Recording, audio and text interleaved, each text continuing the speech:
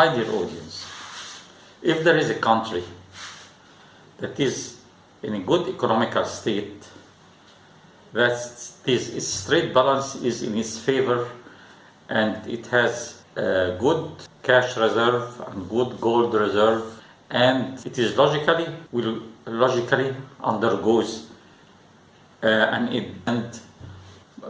high manufacturing rates and high exportation rates, which leads to more economical growth. And as a result of this country, if she fears other rivals of great countries, will consequently start military industrialization, and thus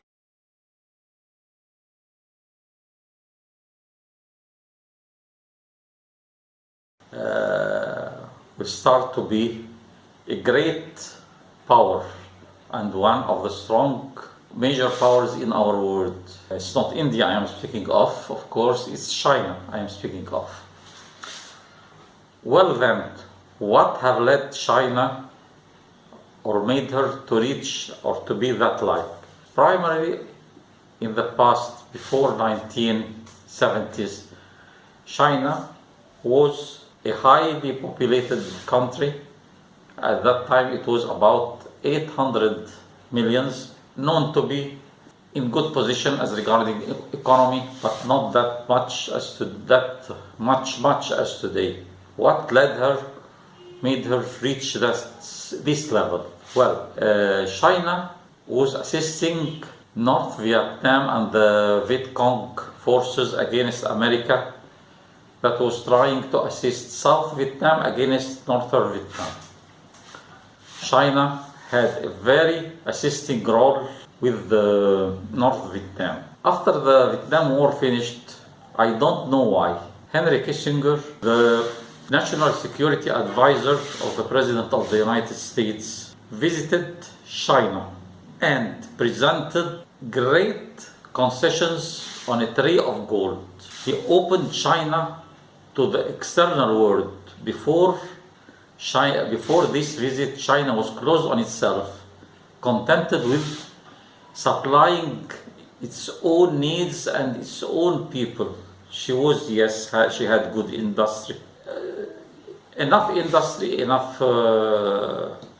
food, enough agriculture products for its people, but not exporting. Henry Kissinger opened China to the external world, and China was clever. She had good population, good laboring hands that made her extend its industry to manufacture and export and build good economy, and finally started military industrialization. In fact, Henry Kissinger then next became the Secretary of State in the United States, and I don't know why all these concessions he made to China on a tray of gold. He gave the concession to China that he was going to admit no long-term future independence for Taiwan, and that he is confronting the unified China. This is an abandoning of a friend, which is Taiwan, a deed against morality, ethics and principles. I don't know how a former political science professor starts a negotiation with the country with pre-concessions and giving his final terms before starting the negotiation. It is an ABC mistake, unless Henry Kissinger had a Chinese ancestor or tried to reward China for its role in the Vietnam War.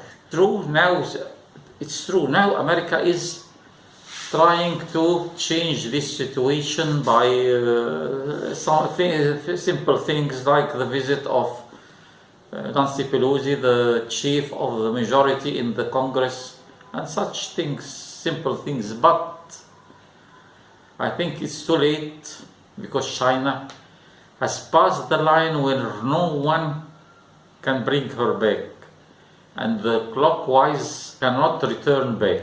China became a very strong power. Nothing can bring her back unless by a miracle from God.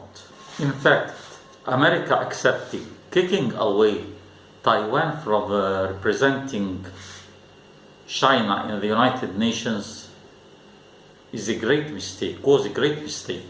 She could have made an agreement with China that both Taiwan and People's Republic of China each be represented in the United Nations.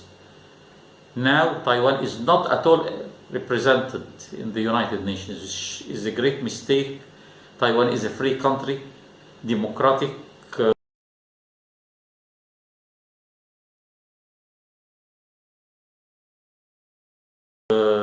country. It has a very advanced electronic industry. Its people well acquainted the democratic regime, and they refuse the dictatorship regime. True, America is protecting Taiwan, but it doesn't mean that you give up its freedom in your negotiations with China. And for what? Actually, America gained nothing in return.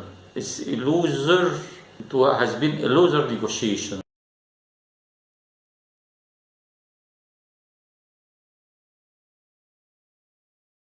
Between Kissinger and the Chinese. Okay, that's all, dear audience. Goodbye.